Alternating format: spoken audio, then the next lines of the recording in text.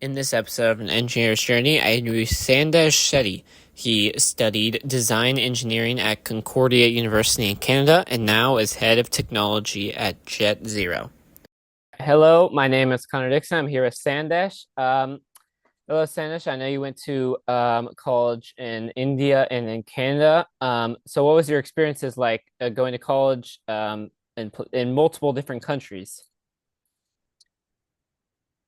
Well, India, I already always knew what the experience would be. I thought the education system was really interesting. I think I had a lot of fun with my friends. The fact that we were all studying together and doing fun things together was exciting. I would say that India was more theoretical than more practical. And when I came to Canada for my university for my master's, there was a lot more practical work. So the projects were more hands-on. I could utilize all the work I had done in my bachelor's, in my master's. So that was the major difference about the theoretical versus the practical aspect of studying in two different countries. And which did you like more? Do you like the more theoretical or the more hands-on and practical side? Well, there is no substitute for an experience on a project. So if you are hands-on on a project, you learn way more than reading from the books. Um, the point is that if you have a project and you have a book beside it, then you learn more. And what inspired you to become an engineer, and from what moment? Is there specific moments in your life that you were like, okay, this is the career path I want to go down? Was there a moment in your life, or what just inspired you to become an engineer? Well, there was no specific moment in my life, and I did not consider becoming an engineer or not. I think when the time came by for me to select what I would do, I thought engineering at that point in my life was more using my hands on building something. Uh, I was in the industrial revolution, not the technological revolution, so software was not as high, but uh, I would love to be playing with cars and opening them up. Even though they were toy cars, and did not know how to fix them back, but still had the fun of opening them up. So I liked doing the hands-on work, and that's why engineering, especially mechanical, uh, allowed me a space to do that. And I thought I could do good in that.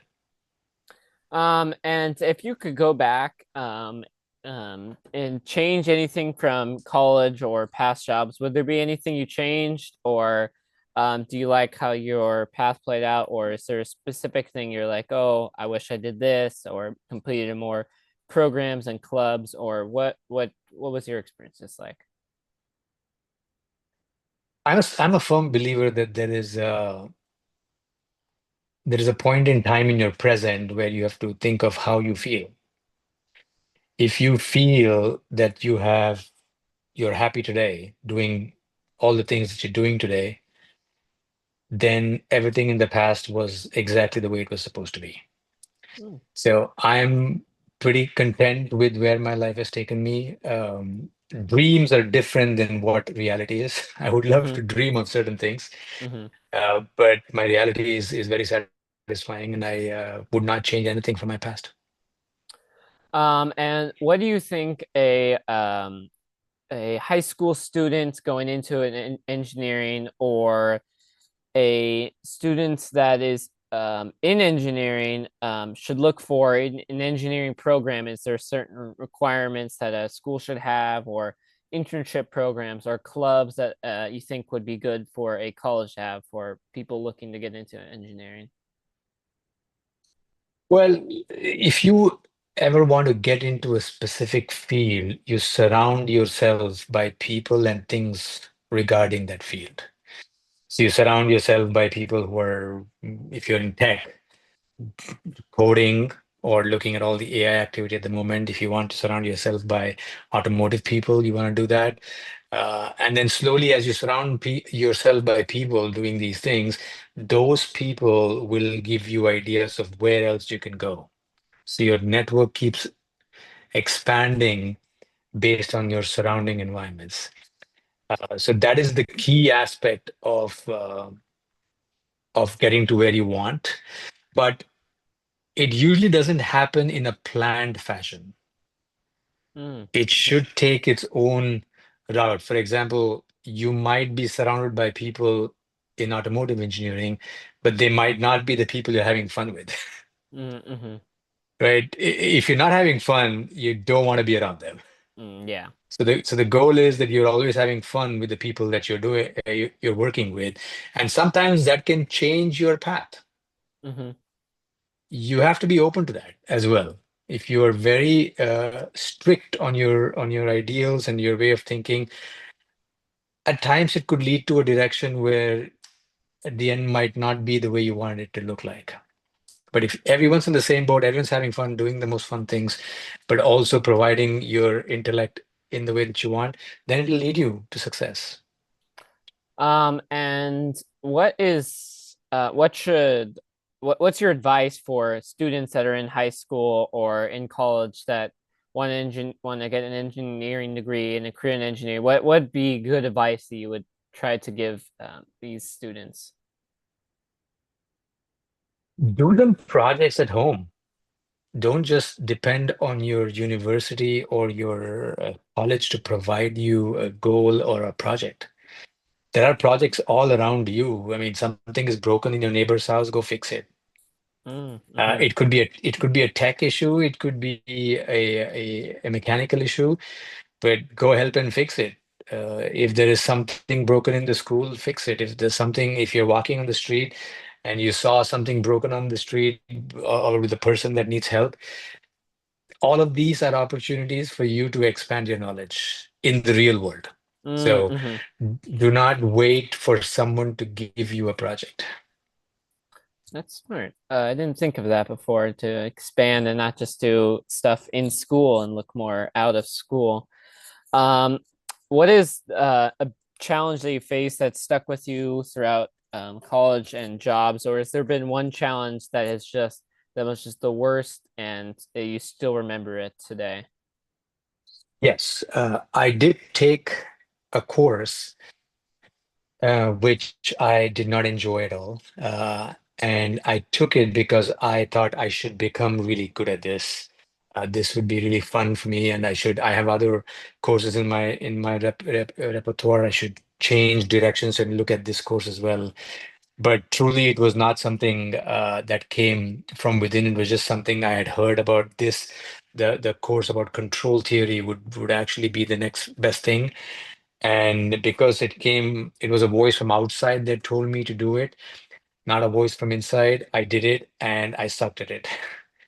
So I would not, I would think of what you really want and, sleep over it, think twice before you engage in a course that takes up a lot of time of your life. So think about that.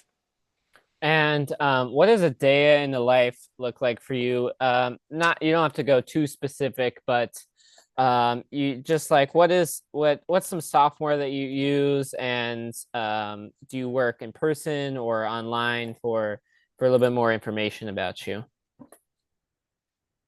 A day in the life, I would start from surfing, which Mm. would be the best way to start because once you surf, life becomes very easy after that. I use a lot of 3D software. I use a lot of software actually.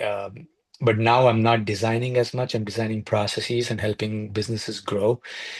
So I have a lot of meetings. I guide people to in certain directions to improve business efficiencies. I network a lot and I socialize a lot. Uh, the important thing I always make sure is I am personalizing myself with the people I communicate with rather than just making it very professional, because that makes it easier to connect with them and on a deeper level. So that's what I do during the day, actually. And how is your field of engineering changing or evolving with the addition of more powerful AI and computers and more powerful tech in general? How is your field of engineering and your job changing with this advances? Well, we're just getting to work on much more exciting things because the things that we are working on is being done by someone else now or something else now, right? I had to learn how to code and I spent hours coding to get something, get to an answer, and now there is a software that can code. Mm-hmm. So I can focus on something more than coding, Mm-hmm. higher than coding, or however you want to call it. But usually the whole goal of humanity is once we know how to do certain things, we move on to do the next best thing. So Mm-hmm. we have created this AI thing to help us do all the repeatable tasks, and now we move on to a new creative one. What that is, each one has their own. And what do you think is something happening in engineering right now that most people don't know about or don't really care about that you think is super exciting and new and innovative that is just something that you think is cool that not a lot of people know about? I don't know if people know that in a few years there'll be two robots for every person on the planet. Wow, I did not know that. Yeah. So get into robotics if you really like it. Hmm. And is there a main company that you know of that is doing all this, or is it a group of bunch of companies that are producing all of these? There's no main company. I mean, Tesla is going to do it, and then there's two companies called Foundation and Figure, but China is going to make a ton of robots. It's going to be a global thing. Robots are going to be a global thing. So uh, I don't think there are main companies. In the United States, of course, it's Tesla and Figure that are working on it. But if you want to get into the depth of it, go to Boston Robotics. And if you weren't an engineer, what do you think you'd be spending your time doing? And what do you think your career and life would look like if you weren't an engineer? Well, I would be spending my time surfing. That's number one. But what would I do with my life? I think I would be doing something creative. I think engineering is also creative. I don't know what that is because I never had the. There are dreams and talks about it. I don't know. I would probably um, travel all the 190 countries on the planet. Mhm. I would try to see if I could be the first person outside uh, the world, outside Earth, go to Mars or something like that. If I had the time to become an astronaut. Uh, but I would definitely be surfing more. Well, that's a good time to spend your good way to spend your time. Yeah. All right.